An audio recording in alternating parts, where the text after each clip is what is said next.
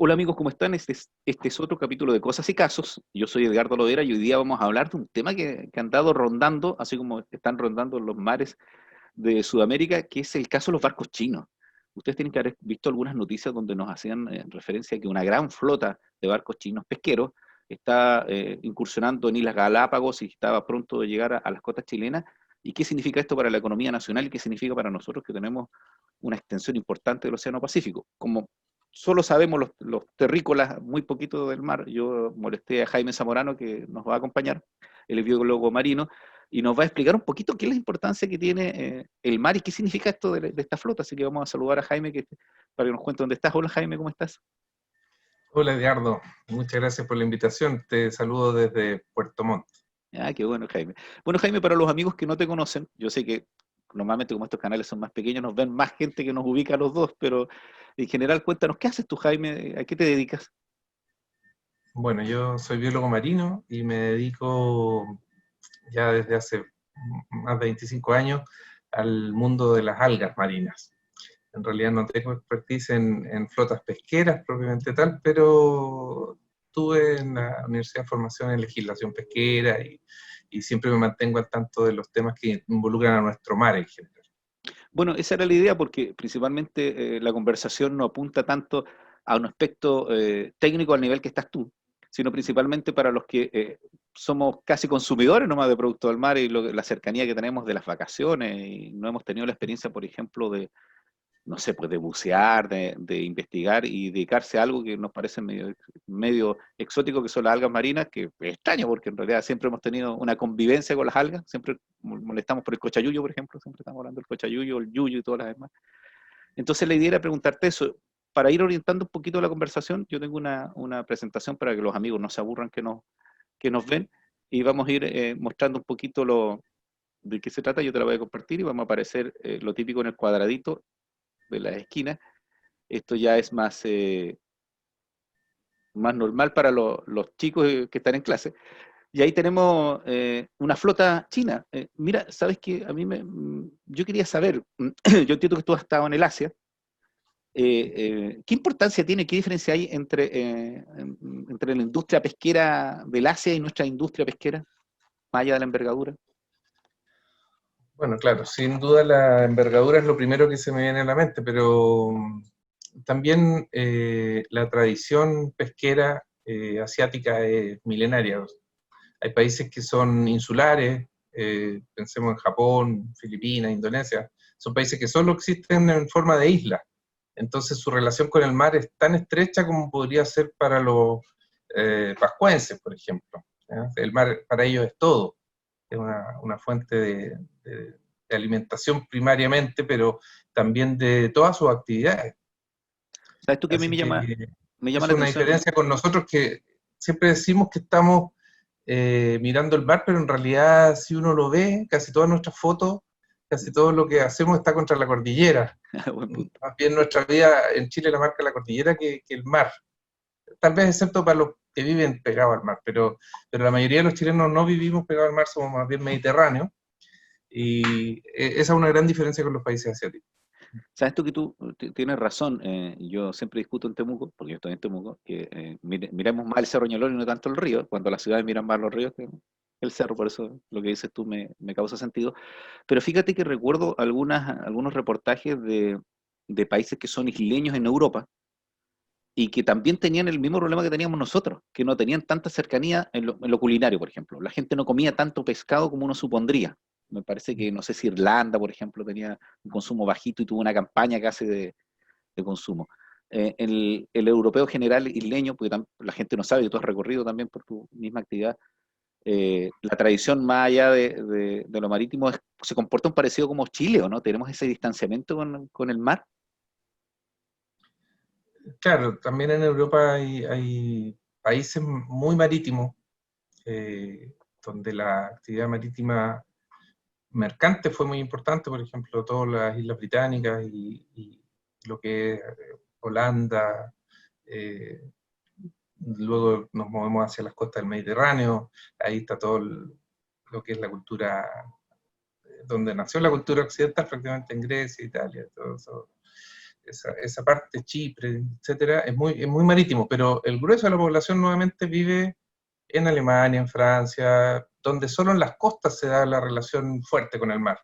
Y son países de mucha vaca y mucha agricultura también. Entonces, Hoy, a nosotros les pasa un poco lo mismo. me Les pasa pasa lo lo mismo mismo. que a nosotros. Me acordaba porque cuando uno le hablan del Mediterráneo y le preguntan sobre marinos en el Mediterráneo, no se acuerda de los fenicios al tiro. Es como el chiste de También, claro. los Sí, fenicios. sin Oye, duda es importante. Tony, mira, entonces, lo que pasa es que saltamos hasta el final. Vamos a volver hacia atrás. Estamos en la última. Ahí estamos. Mira, entonces, ¿cuál es el problema que había en esto? Lo que vimos nosotros fue imágenes como esta, donde no, aquí dicen que hay 50, pero en general la información que yo recopilé leyendo y viendo la noticia eran que eran 300 barcos. Aquí yo puse que hay 50 barcos controlados por una compañía china que es Rongyung Yuan Fishery, ¿cierto? Una cosa así se pronunciará. Yo entiendo que el descalabro que tiene China y Japón es que tienen sobreexplotados sus mares, y por eso vienen a esta Sí, zona, sí. Sí, y los mares más cercanos bastante contaminados en el caso de Chile. ¿cierto? Sí. Oye, por ejemplo, te doy un dato esto de contaminación, porque ahí tienen que haber amigos de la zona que nos están viendo. El lago Rupanco tuvo un incidente muy fuerte estos días de contaminación. Me llamó la atención de que tuvo un problema, los lagos interiores que son muy importantes para nosotros. Sí. Entonces, las flotas chinas yo entiendo que tienen esa envergadura. O sea, no nos debemos sorprender que existan 300 barcos de una compañía, pensando que nosotros la compañía más grande es la Sudamericana de Vapores, que en realidad es grande, grande, porque también es grande dentro del concierto mundial. Pero, ¿qué nos puedes decir tú de las flotas chinas? ¿Qué sabes de eso? Sí, bueno, como cuando me hiciste la invitación hice un poco de investigación y averigüé que, por ejemplo, de todos los barcos inscritos en la Organización Regional Pesquera del Pacífico Sur, que es en la cual pertenecen Chile y China y en general todos los países de la cuenca del Pacífico, la flota completa pesquera tiene 1.237 barcos inscritos. Ya. Y de esos 698 son chinos. Entonces Claro. tú ya te puedes dar cuenta que son 13 países que la conforman y un país que es China tiene más de la mitad de los barcos. Eso habla de la envergadura de la pesca en China. Claro, y entendemos también que como existe mucho control de información en China, yo siempre digo, oye, desconfiemos un poquito de la información y también cuánto estará en negro, ¿cierto? Como dicen los argentinos, cuánto estarán en la lista negra, que no sabemos realmente cuántos son. Y entiendo que estamos Sí, hablando. hoy día con la tecnología es un poco más difícil tener barcos pirata, que realmente Ya. se habla de eso, o de barcos negros, incluso también se usa el término, que son barcos que no tienen registros satelitales, por ejemplo, navegadores satelitales me refiero, pero sí es posible verlos con distintos satélites que están sobrevolándonos permanentemente y hay satélites específicos para las pesquerías, que siguen a las flotas pesqueras y ven tanto los barcos, las embarcaciones, como los humanos que están en los barcos. Porque si bien se están trabajando los barcos autónomos, todavía no existen. O sea, a este nivel de los barcos pesqueros todos son tripulados y por lo tanto mediante cámaras termográficas es posible ver la actividad en los barcos. Tú sabes que los satélites ya tienen una resolución de centímetros ya. Claro, sí, recuerdo yo en los años 90, bueno, porque los dos estuvimos en la Austral, de Valdivia en Ajá. los años 90, cuando tuve derecho minero, vi las primeras fotografías de satelitales donde se veían quién era el minero y quién era el burrito, por ejemplo, ¿no? Decían, ahí va el burrito. Nos Claro, mostraron claro. un profesor. Entonces hoy día realmente también se cae harto en el mito de que pueden andar casi estos barcos como el Caleuche, pescando, pero no es tan factible, porque en realidad, sobre todo a la zona económica exclusiva, que vamos a pasar a hablar de eso después, se les pone harta atención. Es decir, tampoco es que se vigile todo por vigilar, sino que hay ciertos lugares donde se pone más ojo, por decirlo así. Sí, porque una de las cosas que explicaban en las noticias es que llevaban una cantidad de puntos en el mapa y se apagaban, Mm. ¿cierto? Que Sí, era decir, oye, ¿por qué se apagó el GPS de todos? O sea, de una gran cantidad. Entonces, mira, sí. si seguimos viendo, aquí tenemos un poquito la proyección que tiene Ecuador, porque la alerta estuvo con respecto a que algunos de estos barcos incursionaron cerca de la isla Galápagos. Así es. ¿Qué nos puedes contar tú de esta zona? Entiendo que tenemos nosotros bueno, hoy aquí me parece proaptitud. Yo recuerdo que el cambio de corriente, ¿cierto? Que entiendo que nosotros tenemos Bueno, Humboldt. claro, claro. Exactamente. Bueno, la historia parte en el círculo polar ártico. ¿Ya? Hay una corriente que da vuelta a la Antártida, perdón, dije Ártico y era Antártica. Ujú. Eh, y esa corriente se llama circumpolar, da vuelta al polo sur. Ya. Y cuando encuentra el cono del continente sudamericano frente a las costas de Chile, se forma una corriente ascendente muy grande, que es la corriente de Chile-Perú, también llamada de Humboldt. Ujú. Y esta es una corriente de sur a norte que lleva agua fría de esta corriente circumpolar y que por el efecto de la rotación de la Tierra empieza a derivar o a moverse hacia el oeste, de este a oeste, justo frente al Ecuador, Ya. justo en la línea del Ecuador. Entonces forma una suerte de microclima muy único en torno a las Islas Galápagos. Y por eso ese es un paraíso natural único en el mundo, no se replican esas condiciones en ninguna otra parte. Hay cosas similares en Micronesia, un poco en Indonesia, pero Ecuador tiene especies endémicas que no hay en ninguna otra parte, así que realmente una reserva mundial muy importante. Hay especies que están ahí y que no están en otros lados. Claro, porque hay que entender, nosotros, bueno, lo vuelvo a ratificar, como dices tú, estamos más acostumbrados a saber qué se produce en la Tierra, ¿cierto? En el continente, y estamos muy perdidos con este inmenso espacio geográfico que es el mar. Si efectivamente, cuando alguno ha tenido la posibilidad de, no sé, ir a Isla de Pascua, o los que han ido a Australia, ese vuelo es enorme, entonces ahí uno asume la envergadura que tiene esto. Mira, ahí hay una imagen que muestra las costas peruanas, entiendo yo, Galápagos, y esos puntitos que vemos ahí, entiendo yo que son, que Barco, tienen que ser los barcos, ¿cierto? Son los barcos. claro, efectivamente. Ahí es donde se nota la concentración de barcos y llega a verse diferentes temperaturas. Eso es lo que muestra un poco la imagen. Ujú. Y ahí aparece las horas aparentes de pesca. Ya. Los puntos calientes son más horas de pesca en un lugar. Para aplicar las artes de pesca que se usan por estos barcos, que en general siguen una ruta que se llama la ruta del calamar. Es Ya. decir, esta no es la primera vez que estas flotas vienen acá, sino que ya lo han hecho muchas veces. Tal vez esta vez vinieron con más barcos, se habla de 300, Sí. 350 barcos. La mayoría es chino, no todos están con bandera china, pero la mayoría son chinos. Y hacen este movimiento donde llegan a la altura de Ecuador y luego bajan a los mares de Perú y luego van por el mar de Chile. Y la gran preocupación que hay en Chile ahora, más que la presencia o el cruce de las 200 millas, es lo que va a pasar cuando tengan que pasar del Océano Pacífico al Océano Atlántico, porque eso se hace a través del Estrecho de Magallanes, donde ya llegamos a estas zonas sensibles ecológicamente en el sur de nuestro país. Oye, claro, porque eso me llamó la atención. Ahí yo tengo, nos vamos a mover un poquito para que yo lo pueda leer.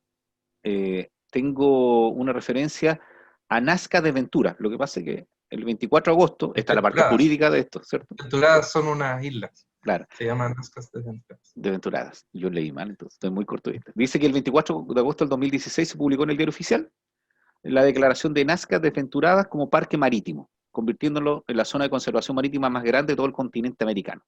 Entonces, Claro. lo que yo entendía era que en definitiva la preocupación que existe, que ya tenemos un mapa con mejor proyección marítima, porque llega hasta Isla de Pascua, es qué pasa con estas zonas que están protegidas, ¿cierto? Nuestra época fue el santuario ballenero, ¿cierto? El evitar que vinieran barcos balleneros. Entonces, Claro. ahí donde estamos nosotros, esta zona de Nazca de Ventura, ¿dónde está eso, Jaime? ¿Dónde se puede ubicar acá? Claro, no alcanza a salir exactamente en el mapa, pero marca un poco toda la parte sur de nuestro país. Es decir, que está más abajito acá. Claro, claro. Ya, Todo eso hoy día es santuario de la naturaleza, suma varios parques en realidad, ya.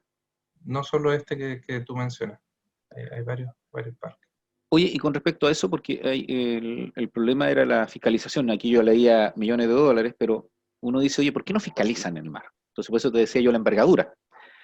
Y aquí hablaban de que el costo de operación de fiscalización, entiendo que del parque, era estimado en 100 millones de pesos. Yo pensé que eran 100 millones de dólares. Y que ellos Claro, por cada operativo. por cada operativo, y que recomendaban 10 operativos. Entonces Ya. también yo no sé si tú si sabes Sí, que... hoy día por eso es que es tan importante el monitoreo remoto, porque efectivamente disponer de embarcaciones, aviones o medios que requieren tripulación, para hacerlo es caro, es muy ¿Ya? caro. Hay pertrechos, combustible, un montón de gastos que uno no imagina hasta que empieza a hacer el detalle. Eh, pero siempre tenemos una flota en Chile de la Armada que está dispuesta, o sea, presta a hacer los trabajos que tenga que hacer de supervisión. Es decir, por ejemplo, y lo escuchábamos en las noticias hace poco, si llegara a producirse lo mismo que pasó en Galápagos, de que hay gente que apaga los radares o los posicionadores satelitales, va a haber fiscalización presencial, eso ya está anunciado, está dispuesto, y para eso hay un presupuesto. Claro. Así que, aunque es caro hacerlo, se puede hacer. Sí, y además porque entiendo yo que tiene un sentido de protección, por eso también ahora la solicitud de que nosotros podamos proyectarnos bajo el estrato de Isla de Pascua, ¿cierto? Que era relevante para la producción del subsuelo. Entiendo que yo supongo que serán por las especies que hay y también por las explotaciones mineras que pueden existir, porque puede haber petróleo y otras cosas así. Y en eso también tenemos nosotros un déficit porque viendo el Icarito, esto me acordaba yo, nos explicaban esto de las zonas. ¿Nos puedes contar tú más o menos qué pasa con estas zonas? Estas son las zonas territoriales, creo, la proyección del territorio chileno en el mar. ¿Qué vemos aquí en esta imagen? Efectivamente, bueno, Chile puede estar muy orgulloso que fue uno de los precursores, se dice, del derecho en el mar. Esto de ¿Mm? las 200 millas lo inventó Chile. En realidad, los primeros escritos que hay sobre la materia, cosa que después se fue adoptando internacionalmente y llegó a ser un estándar internacional, partió acá. Y para que se hagan una idea al tiro, porque todos hemos escuchado esto de las 200 millas que protegen lo que se llama la zona económica exclusiva, que es donde solo los buques chilenos pueden pescar. Hay algunos temas de licencia y etcétera, pero ¿Mm? para dejarlo claro, es de propiedad exclusiva chilena. Lamentablemente los recursos no saben eso y los peces a veces se meten a la zona Claro. económica exclusiva y a veces se salen, o los calamares en el caso de lo que andan pescando esta flota en particular. Oye, comentario, Pero la única especie, si es que es una especie, que sabe que puede llegar hasta un lado el COVID, porque el COVID en Santiago llega hasta una calle y a la otra empieza la otra comuna y ahí frena. Porque cuando le hacen las así es, 40, ahí no, el COVID dice, no, aquí no puedo pasar yo y no salto los otros. eso según algunos ministros. De quien le preguntes, pero no vamos a entrar en eso. Claro, Bueno, antes tenemos otras definiciones que son el mar territorial, 1,2 millas náuticas, ¿sí? y 10 veces eso está lo que se llama zona contigua, que es la zona que está contigua a este mar territorial, por eso se llama de esa forma, y son 12 millas náuticas. Ahora ¿Cuánta es estas una milla, 200, cuánta es una milla claro, eso te iba a náutica? decir, son casi 2 kilómetros, o sea, las 200 millas náuticas son como 380 kilómetros, para Ya, hacerse una idea. ya. En tierra serían 380 kilómetros. Oye, entonces estamos hablando de una distancia, si estamos en Puerto Montt, Osorno, o algo más que eso, No, Puerto Montt, Temuco. Puerto Montt, Temuco. De Ah, Puerto mira, Montt a Temuco hay 370 kilómetros, así es casi 200 millas náuticas. está súper bien ubicado, o sea, que bueno que no manejo, no hubiera llegado con la benzina. Ya, y ahí tenemos eso. Y lo otro que nos llama la atención a nosotros en esto es porque tiene estratos, ¿cierto? Hacia abajo, y eso va a depender, entiendo que tiene una vinculación con las especies que hay. ¿Qué pasa con esto? Exactamente, sí, hay especies que viven en determinadas profundidades. Las, primero las que viven más cerca de la costa, en la zona litoral, como aparece en el gráfico, o la zona nerítica, es que es donde es bajo o no tan profundo, por decirlo Ya, así. Son bien especiales, estamos hablando de los peces de roca, y además todas las especies que se llaman bentónicas, que son las que viven en el fondo. ya, Típicamente las que nos comemos, los erizos, las ostras, los locos, van a estar en esa zona.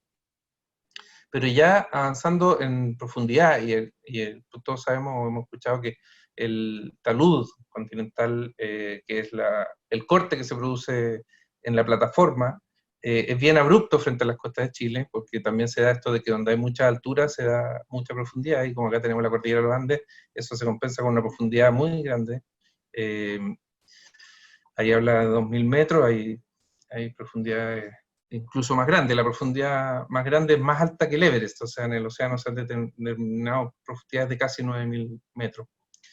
Tenemos ahí varias zonas. La zona pelágica es donde están los peces que también reciben ese mismo nombre, peces pelágicos, como por ejemplo, para que nos hagamos una idea, el jurel, la sardina, la anchoveta, que han sido importantes y son una especie muy importante todavía para nosotros.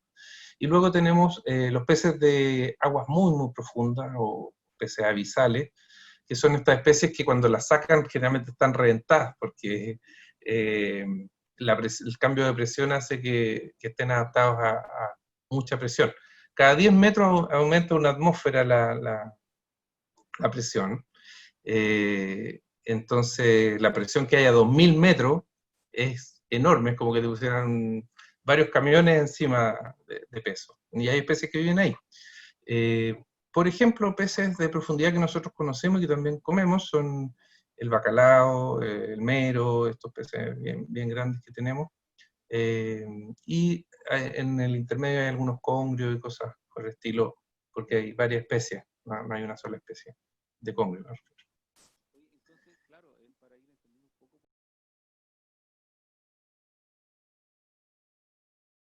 Vamos a continuar viendo que estamos viendo los estratos. Lo que yo te decía es que en general nosotros, claro, desde el punto de vista de las personas que no nos dedicamos a la pesca, que es un grupo pequeñito de la población, el que se dedica a la pesca, nosotros tenemos el contacto por el consumo y no nos cuestionamos de dónde vienen estas especies, ¿cierto? Entonces, yo entiendo que la pesca que vienen a hacer los chinos afectaría a qué zona. Esa sería la pregunta, ¿qué especies son las que están en peligro? Claro, cuando estamos hablando de pesca oceánica, que es lo que hacen los chinos, estamos hablando de esa zona pelágica que aparece ahí.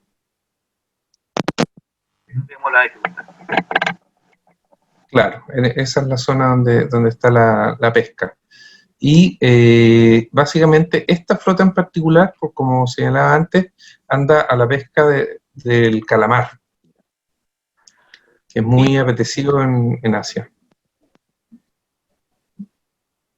No te escucho nada. El calamar entonces se mueve con, no es cardumen, ¿cierto? No sé cómo se dirá cuando son esas especies. Sí, se habla también de cardumes, sí. Es que son nadadores los calamares. Entonces lo que quiere decir que ellos siguen estos cardúmenes que se van movilizando, ¿cierto? Será por, no sé, por el apareo, por su ciclo de vida, que van pasando distintas... Sí, efectivamente, tal como se mueven otras especies migratorias, típicamente entre los meses de otoño y primavera están frente a las costas del Pacífico Sur, y luego estos animales y la flota, la siga de ellos, se mueve más o menos en verano hacia las costas argentinas, o sea, al Atlántico Sur. Oye, Jaime, tú que ya llevas bastante tiempo dedicándote al mar, ¿cierto? Y a las algas. Cuando tú nos comentaste en la época que yo te conocí y postulaste a la universidad y dijiste voy a estudiar biología marina, entonces te quedamos mirando así como, ¿qué es eso? ¿Ah? Pero no, sí sabíamos, porque nosotros somos de la generación de Jacques Cousteau. Si no fuera por Jacques Cousteau, no sabríamos lo que era la biología marina. Es verdad. ¿Cierto? Y te tiene que haber tocado el impulso de la explotación del salmón, ¿cierto? Yo creo que viste la evolución completa del salmón. Sí, perfecto. Sí. Yo creo que tú fuiste una de las primeras personas que yo escuché con respecto a los cultivos de choritos y todas estas especies. Recuerdo que no sabía yo que se cultivaban estas cosas. ¿Cómo ha evolucionado desde la época en que tú entraste en los años 90, en los 80 entraste tú, yo entré en los 90, los 80, a estudiar biología marina, y ha habido un crecimiento con respecto a la profesionalización de la actividad? Bueno, claro, efectivamente, yo estudié igual que tú en la Universidad Austral, y era cuando yo entré el segundo año que existía la carrera de biología marina. Eso habla de que la formación de capital humano en ciencias del mar, si bien no era nuevo, existía desde los años 50, fue creciendo y creciendo fuertemente de la mano del desarrollo de, sobre todo, la acuicultura. Efectivamente vino a sumar cantidades importantes de producción a lo que históricamente había sido la pesca industrial en Chile, que era lo que había antes, producir los jureles en lata, el jurel tipo salmón se llamaba en esos años, y hoy día ya no se puede usar ese apelativo. Y toda la pesquería del norte, lo que eran chovetas, sardinas, muy fuertemente en la zona Iquique, Arica, ahí en el conjunto con Perú también se hace esa pesca. Y ¿Y hay más, era más importante. ¿y hay más escuelas o no? Ahora, por ejemplo, en Puerto Montt yo recuerdo que está sí. la Austral, pero deben haber muchas más ahora. Se desarrollaron muchas escuelas de distintas carreras de las ciencias del mar, no solo biología marina, sino ingeniería pesquera, ingeniería de acuicultura y técnicos marinos, y un sinfín de... Yo diría que cada casa de estudio buscó la forma de aproximarse a las ciencias del mar. Entonces sí, de hecho, probablemente en algún momento fue desmesurado. Hoy día se ha racionalizado un poco, porque la demanda existe, pero obviamente no es infinita. El desarrollo del mar lleva cierto paso, como todas las cosas. Pero sí impresionante como de no existir la actividad de salmonicultura, por ejemplo, a comienzos de los años 80, solamente desde los 70 vamos, se repoblaban los ríos para que la pesca deportiva funcionara, ¿cierto? Para que vinieran algunos gringos a pescar a algunos lagos, ese tipo de cosas, cosa que llegó para quedarse, porque hoy día nuestros ríos y lagos en general tienen salmones, truchas, qué sé. El desarrollo de la acuicultura para producir alimentos a partir del salmón, o salmón para la alimentación humana, se transformó en una de las industrias más importantes del país. Sí, oye, ¿y cuál es tu impresión? Porque yo insisto, es importante que tú has tenido la visión que tienen los países desarrollados, por decirlo así, en el desarrollo de la pesca y la producción del mar. ¿Nos falta mucho en Chile, tanto en el consumo como en la operatividad y en los expertos referidos al tema marítimo? Sí, bueno, en consumo de todas maneras. Nuestra dieta no es una dieta basada en productos del mar. Nuestro consumo para la mayoría de las personas es muy ocasional. Con suerte, no sé, 1 o 2 veces al mes accederemos en promedio los chilenos a comer algo que tenga que ver con origen marino. Cuando en países asiáticos es omnipresente, o sea, casi a diario estás comiendo productos del mar, peces, moluscos, crustáceos, algas. Yo diría que, no quiero exagerar que sea a diario, pero casi a diario, y en Europa también el consumo es bastante más alto. Yo diría que unas 4 veces lo que consumimos nosotros, por lo menos. Oye, Jaime, y otra consulta que te quería hacer referido a esto. Tú estás en el área de las algas, que no hemos hablado de eso. Sí. No. Las algas, que es el área en la que te especializaste. En el alga, si no es por la cultura del cochayuyo, ¿cierto? Que tenemos, no tendríamos mucho consumo. Si bien es cierto, en la zona que tú estás en Puerto Montt se consumen otros tipos de algas. Yo tengo mi anécdota porque sobreviví a un mochileo gracias al pelillo, de época que se traía pelillo, porque quedamos sin plata con unos amigos, tenemos pelillo y vendimos pelillo. Entonces, estuvimos ahí buceando, me acuerdo, cerca de Niebla, tenía que ser. Pero, ¿cómo está el consumo del alga? Que yo, por lo que he visto, esto es como los tiburones de México, ¿te acuerdas que está ese programa de Vengo a ofrecer un negocio? Principalmente en la industria cosmetológica uno escucha lo del alga, ¿cierto? Fuera de la alimentación. ¿Dónde más se está utilizando el alga? Bueno, las algas también son súper ubicuas. Todo el día consumimos productos que tienen extractos que salen de las algas. De hecho, la empresa para la que yo trabajo, acá en Puerto Montt, produce derivados de las algas. En realidad no vendemos algas como tal. Si bien ese es algo que vale la pena hablar, que el consumo de algas está creciendo a nivel mundial como alimento, o sea, estamos copiándole un poco a los asiáticos en incorporar las algas a nuestra dieta. En Europa es una corriente muy, muy fuerte, y en América también crece. Los extractos de algas como los que producimos acá van a productos tan disímiles como los jamones, el queso procesado, los yogur, el manjar, las mermeladas. Dime uno y prácticamente cualquiera va a tener algún extracto de las algas. Es decir, que uno podría decirle a su hijo, ¿quieres comer cochayuyo? No, cómete el yogur. Después decirle, ¿comiste cochayuyo? Claro, bueno, el cochayuyo es una de las muchísimas algas que tenemos en Chile. Si contamos solo las especies mayores, las algas grandes, digamos, macroalgas que se llaman, Hay más de 400 especies en Chile, de las cuales unas hasta 20 se podría contar que tienen algún nivel de uso comercial. Es decir, nos falta mucho todavía por desarrollar en términos de potencial que está ahí. Pero es bien desconocido, como tú bien lo señalas. Y en cosmética, no lo mencioné, claro, existe uso también en cuidado personal. Por ejemplo, hay pasta de dientes que lleva como ligante, se podría decir, un extracto de algas.